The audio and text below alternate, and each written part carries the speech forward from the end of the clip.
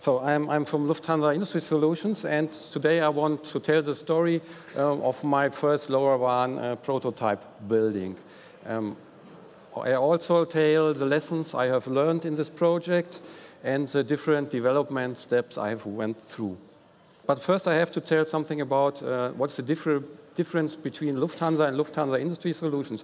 Lufthansa is a big company group that consists of several sub-companies. The Lufthansa Industry Solutions is one of these sub-companies. And the main topic of Lufthansa Industry Solutions is IT consultancy. So we have 1,500 consultants, and 50% out of the revenue of our company is done inside the Lufthansa group, and 50% is also done in the industry in the areas you see here on the right side. I'm working in a business unit that's called Technology Consulting, and it's all about technology. And in this technology consulting unit, there exists a small unit of 10 people, and we work in IoT lab. And I'm proud to be there in the IoT lab because we are the guys with the cool toys and hardware stuff everyone wants to have.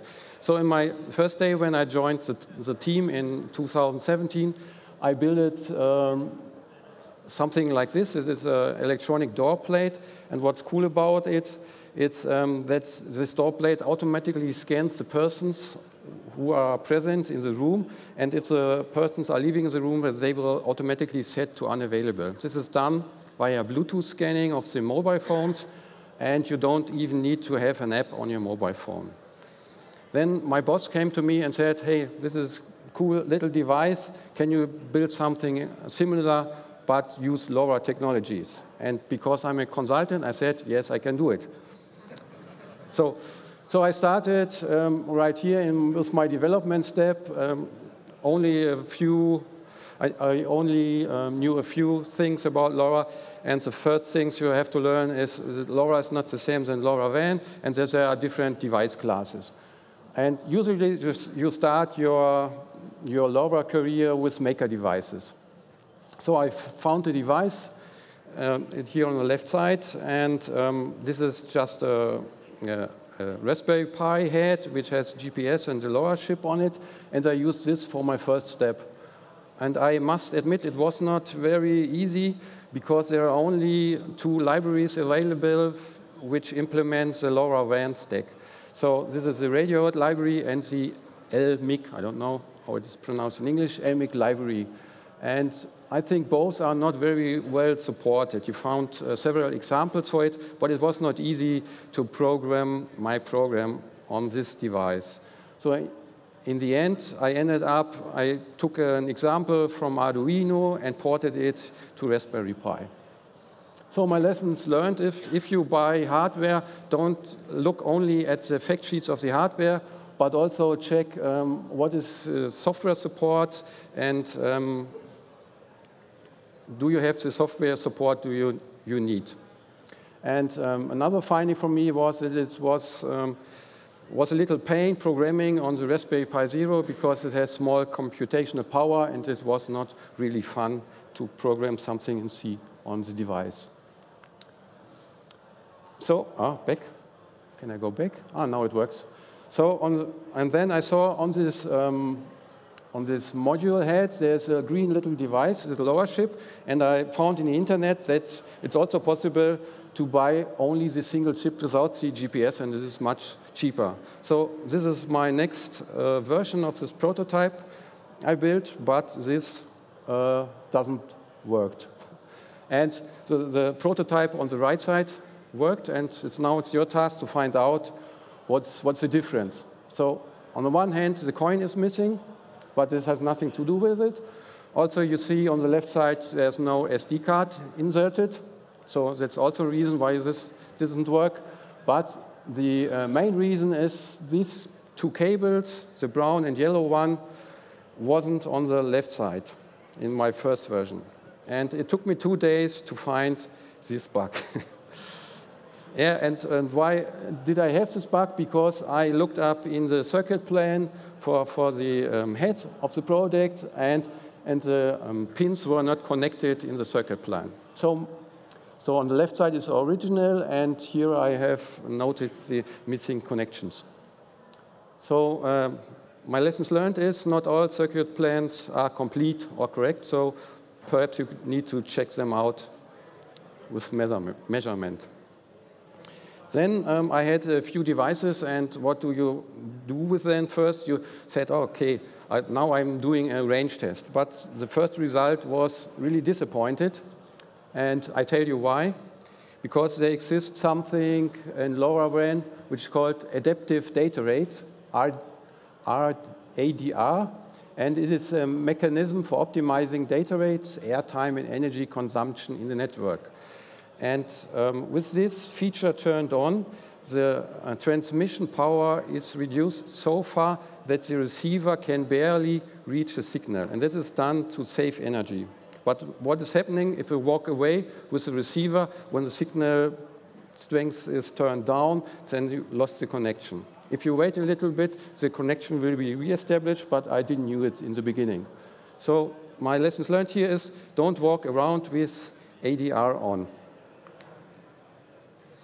So now I'm in the next development steps where a LoRa gateway comes into account. So another company was visiting our IoT lab, and they said, hey, you have nice door plates here, which are working, but we need something similar. We want to have an e-paper door plate, like you see below here, and also we don't want to have permanent power supply, but we want to have this one with batteries. And as usual, we say, okay, we can do it. So here's the plan of the project. On the left side, we have exchange interface, and we had a server application. We had 2 LoRa gateways, and we had the displays we have to build.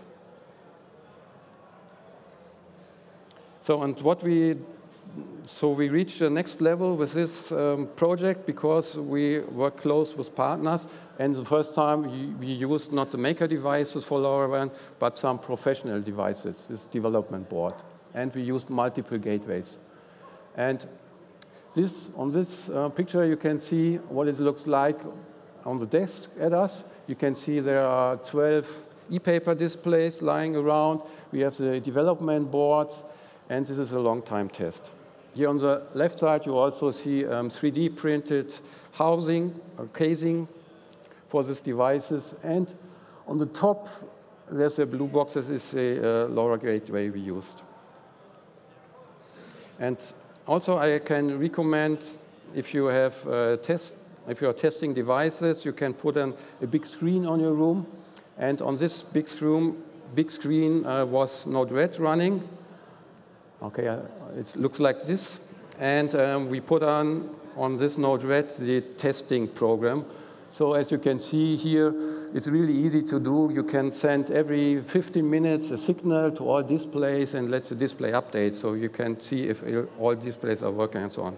So you don't need to program so much for testing, and you can just configure the nodes in this Node-RED for your test, and I really can recommend this. What's also cool is that on the right side, you can see all the messages coming in, coming out. You can see here package received, and you see the payload of the package, and you can see the up package here below. And one finding from this testing phase was that testing may consume more time as you expect in the beginning because of the duty cycle. The test often took longer than you expect. And the devices, in our case, have always 5 minutes sleep time, and they only send every 5 minutes signal. So if you just want to check a change you have made in the code, it always takes minutes and minutes, and you have to wait for the next time. So this can make your project a little bit longer. You have to keep this in mind. So on this slide, you can see there are 3 door plates, and what is done is every door plate sends every 5 minutes the battery state to the gateway, and then the gateway answers to the door plates with the downlink messages, and on the downlink messages there are some names that should be presented on this plate. But we also have some problems with this in the beginning, because here on the left side you see we used the mosquito pub command to send data to only the door plate number 1, and what's happening that the text, perhaps my name, was displayed on all door plates. So we don't know what was the problem. It also took some time, and then we found out that it's not always your fault if something is not running, but the only thing we had to do was update the firmware of this gateway, because it was a bug in the gateway. So always keep your firmware to the latest state. Now on the left side, you can see the finishing picture of the door plate, what it looks like, but without names. And on the right side, you can see how we measured the power consumption of this device. So there's a little resistor down here, and we measured the current through this and sent the data to the PC. And it turned out that the power consumption on this development was not so low as we expected. I think it was 10 times as high as it should be. So this was really a problem, because then we had only 1/10 of the running time of these boards. So the lessons learned is that if you use a development board for your prototyping, it may be that the power consumption is higher as expected, even if you're using deep sleep. So the next development steps at Lufthansa Industry Solutions, we had several other projects, was that we worked together with partners, and somehow you will come to the point that you have to manage all the communication between different nodes and different gateways and different projects and POCs. And then I can recommend that you should think about a LoRa network server, which does all the communication for you.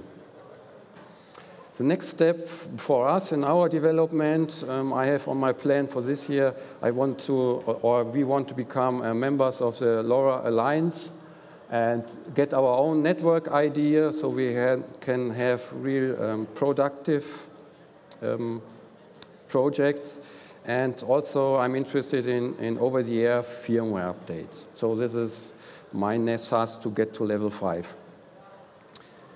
So, and I'm sure in this room are all the LoRaWAN experts. Perhaps one or other can tell me what are the next levels. And perhaps if you see me somewhere walking around, you can tell me, hey, you have to do this in this way to become a LoRa master. Okay, then that was it. Thank you for your attention.